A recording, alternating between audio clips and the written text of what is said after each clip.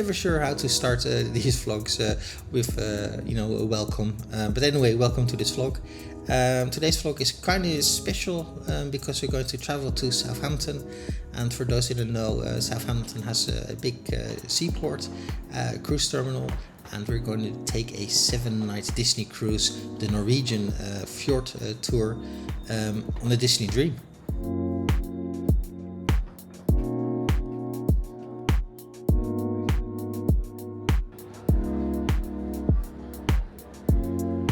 So kind of excited about that. It's the first time for us to stay 7 nights on a cruise boat, or any boat to be honest.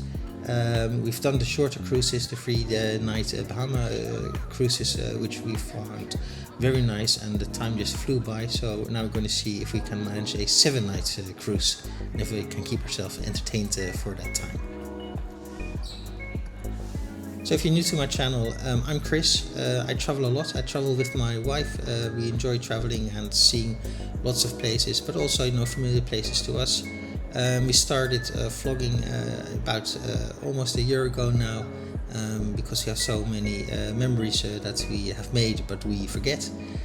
We're getting old, so it's a good thing to vlog them, and we can hopefully, if we look back in the future and see all the wonderful places we have been, and bring back all those memories.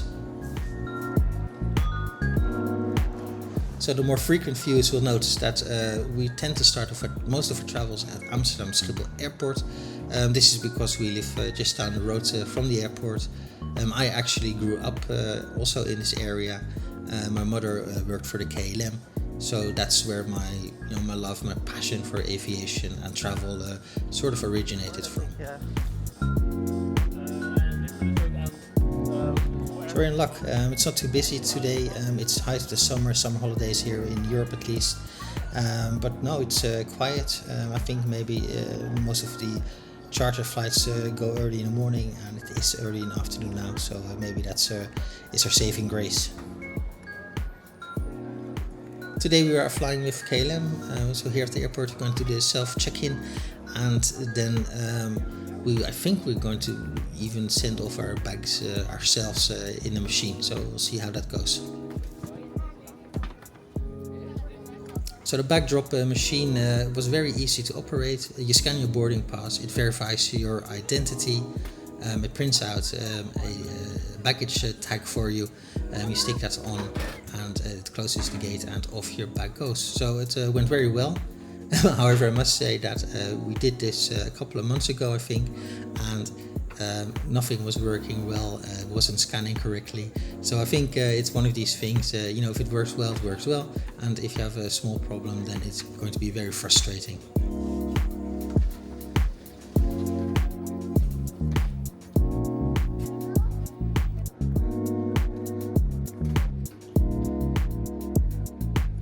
Security is the same as a check-in. It is really not busy. It's such a pleasure these days. They seem to become rarer and rarer, but this in the height of summer, it's perfect. There are lots of dining and shopping options here at Schiphol behind security. We kind of sort of walk past them as we sort of are used to them now. And we're heading straight towards the Privium lounge for a cup of coffee. But do let me know in the comments if you'd like to see a video on all the options here at Schiphol. So on the Dutch side, I always talk a lot about Privium. Privium is a paid membership to bypass security here, or quickly pass through security here at Schiphol. Not sponsored, by the way. And this works on basis of an iris scan. So there's machines here, and they will scan your iris and confirm that it's you, and you'll have a fast entrance past security. With the service also comes some benefits, like they've got 2 lounges here, or 3 lounges actually at Schiphol, and also some discounts on parking and other stuff. One is before security, and one is in the Schenge area, and one is in the non-Schenge area, and those are behind security.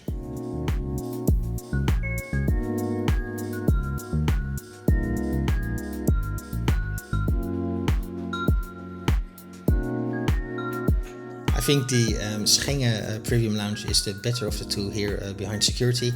As you can see, it's very empty today, which is always very nice. And they've got a nice selection of drinks. There's some cold foods, some hot foods. It is of course past lunchtime now, so the menu of course will vary throughout the day. They have announced that our plane is going to be delayed for at least half an hour. So we're lucky here that we can hang out in the lounge. I'm going to have a nice glass of wine, or maybe even a gin and tonic, and see if I can eat some of that food.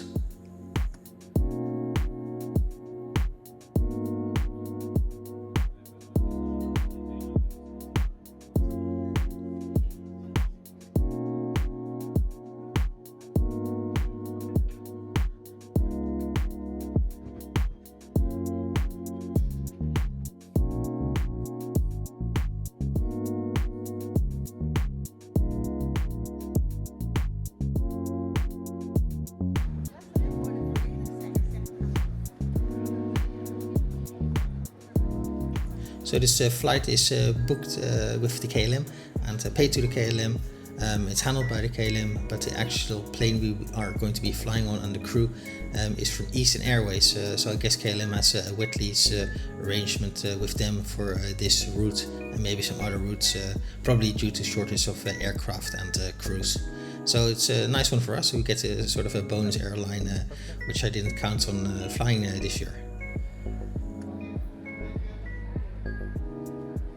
Our ride today is a Embraer 190 LR, and the LR stands for long range, which of course our flight isn't. Fortunately, it's a 15-minute hop towards Southampton from here in Amsterdam.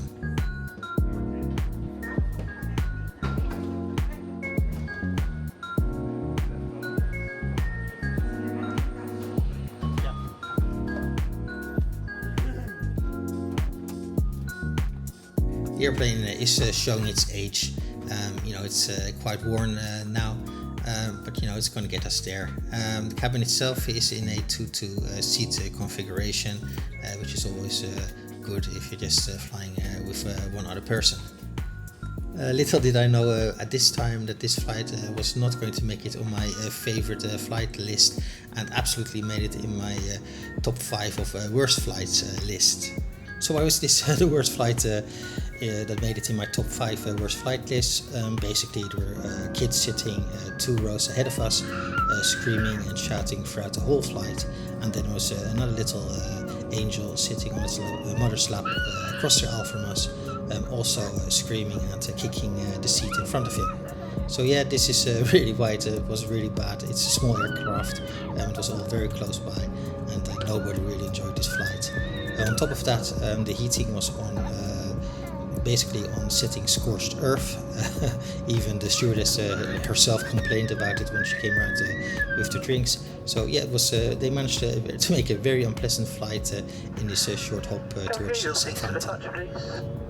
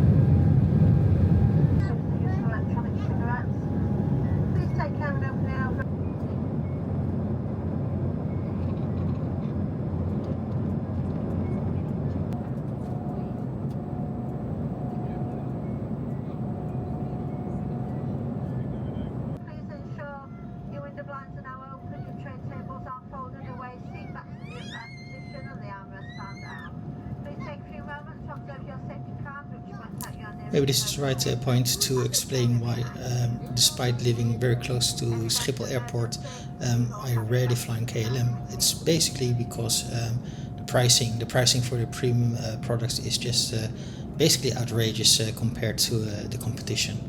To make a crude comparison, this flight is costing us €450 per person for a 50-minute flight from Amsterdam to Southampton and back. And that basically comes down to €2 per kilometer flown.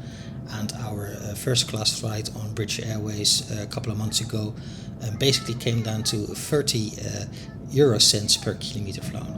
So that's sort of the ridiculous prices the KLM are charging. And also, this isn't even on a KLM product, but a wet lease on a different airline.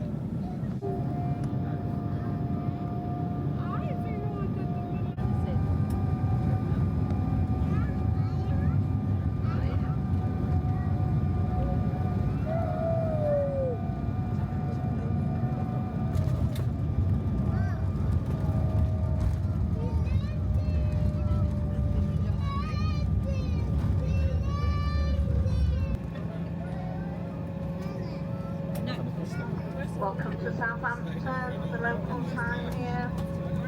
20 past an hour, great on one journey wherever you go.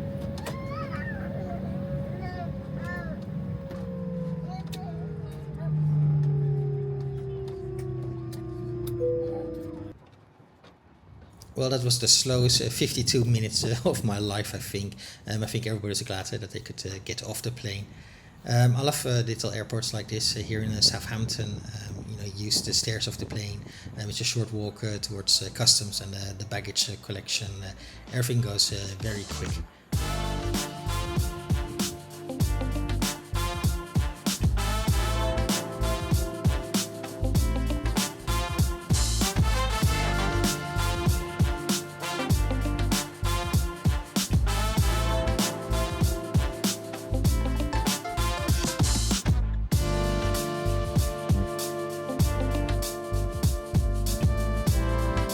Different countries, different cultures. The taxi situation was quite weird. As we walked out, we were expecting there to see a taxi that would take us to a hotel. There was no taxi there, and then we thought, well, let's call a Uber.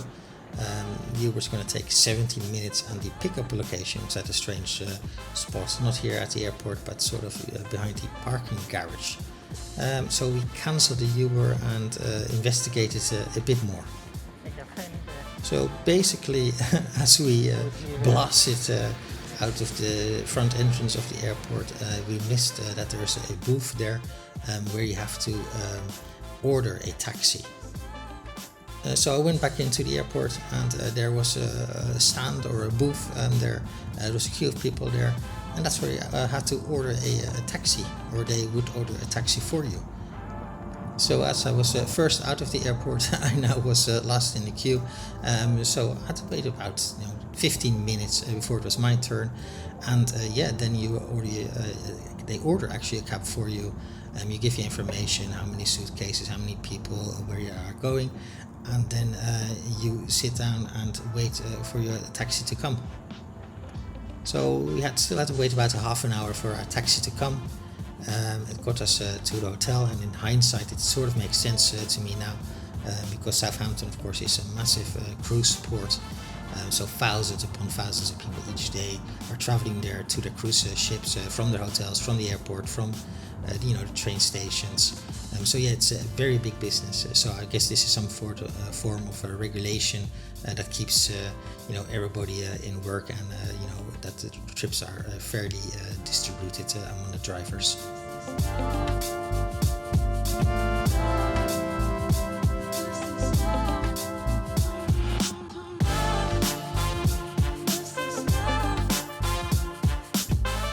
We're staying at the Harbour Hotel here in Southampton. It's about a 15-minute drive from the cruise terminals. And as you can see, it's located on a little yacht harbour, and it's modeled after a ship itself, the hotel it is. Check-in went well, and the staff were very friendly, very helpful. They organized transport from the hotel to the cruise ship in 2 days. All in all, a very nice experience here at the Harbour Hotel in Southampton.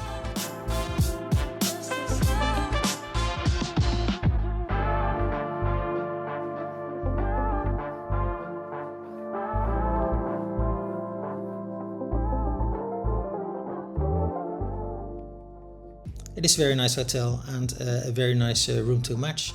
However, this does come at quite a high price. We paid £240 per night, breakfast not included. So yeah, that is quite steep. However, it's a very nice room. It has all the amenities, and I think the room class V booked was a Harbour Fuel Deluxe room.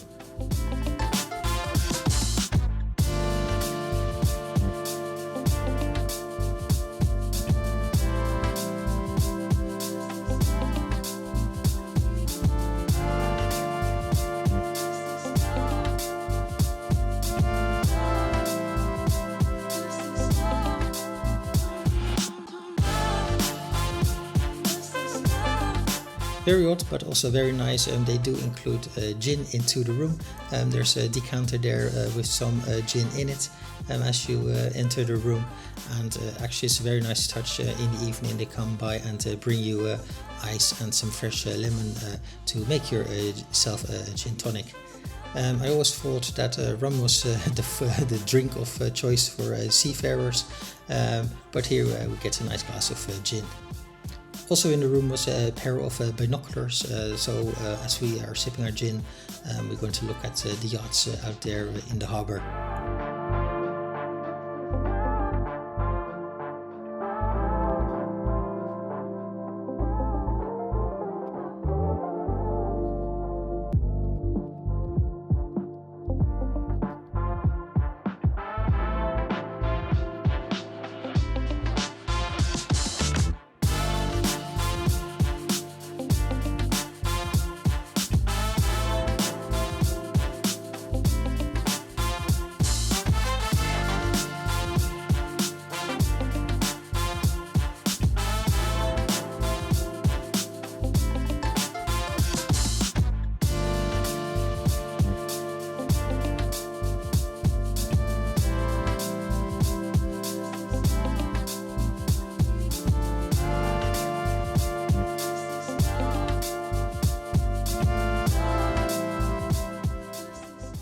Shout out to Eniola.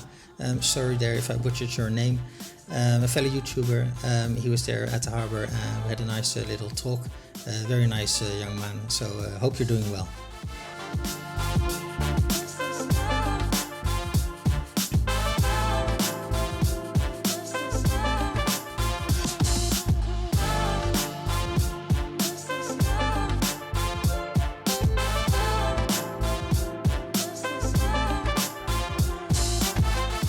So the next day we went to what some call the only attraction in Southampton. I'm sure it's not as bad as that. It's to the West Quay shopping centre.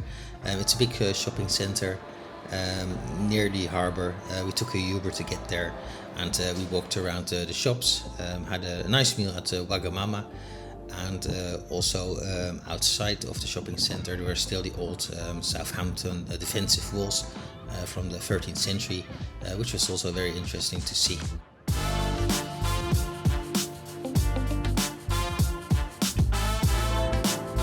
Back to the hotel, time for early night. We're kind of excited for the next day, the start of our 7-day Norwegian fjord cruise with the Disney Dream.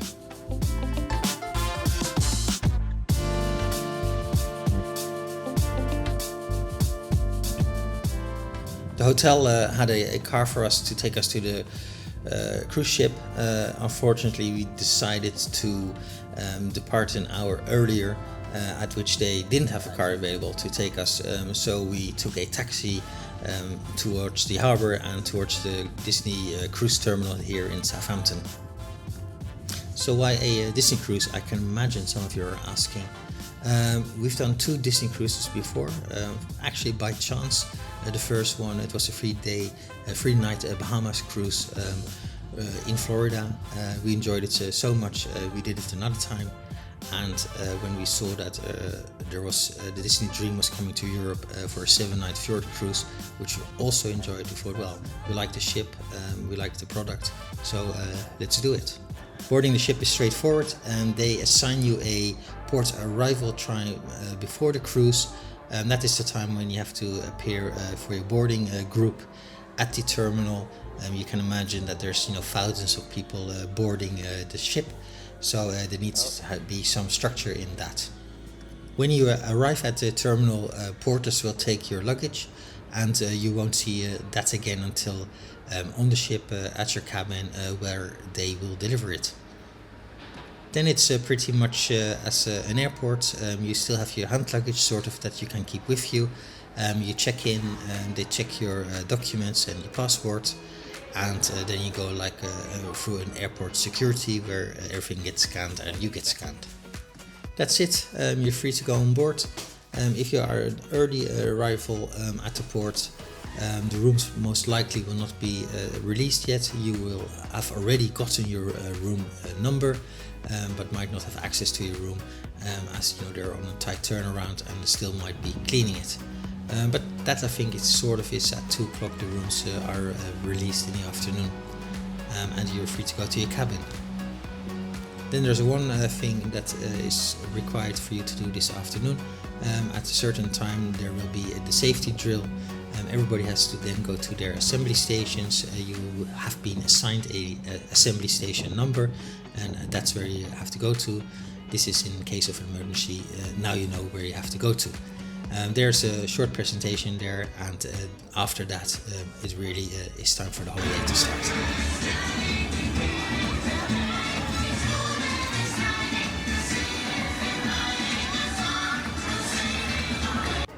And no, Disney cruises aren't just for families. There's an adults-only deck area with an adults-only pool, an adults-only hot tubs, adults-only bars and coffee shop on the ship. There's also an adults-only entertainment district, and there's also some adult-only restaurants. So yes, you can travel on a Disney cruise without kids. However, you're still going to be in Disney, so at least have some sort of affection for Disney, because you can't escape that.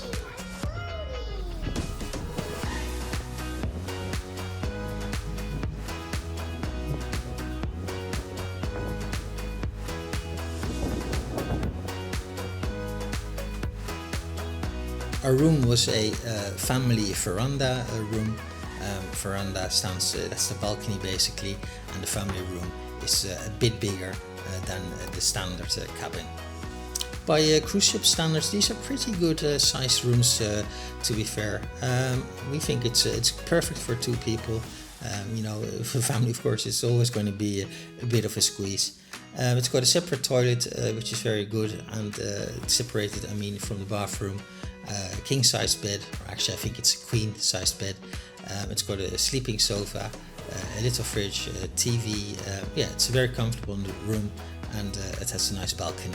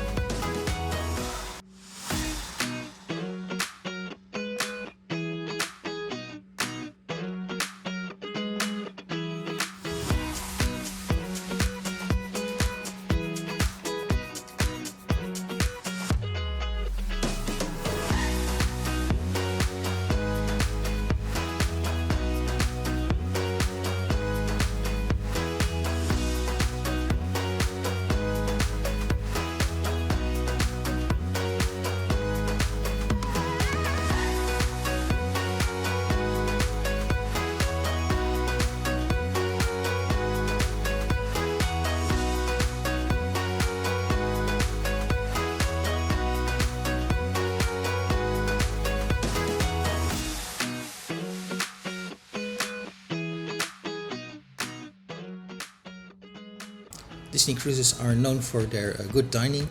There are basically 3 main restaurants and 2 dining rotations of the dining times. The first session starts at 6 o'clock, which is well used by people, of course, with small children, and then the second dining session is at 8:30. Next to the three main restaurants, there is a buffet restaurant called Cabanas, and then there's also two upscale restaurants for which you need a reservation, that is Paolo and Reme.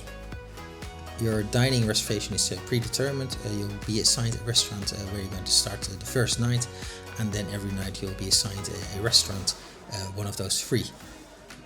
Of course, if you have a reservation at one of the two adult-only restaurants, or you want to go to the buffet or have a room service, or go to one of the quick service, you of course are free to do that. Another nice thing is that the serving team that is assigned to your table will rotate with you, which means that every night you're going to have the same serving team serving you. They will know your ins and outs, they will know your drink preferences and any diet issues, they will know and be on top of that.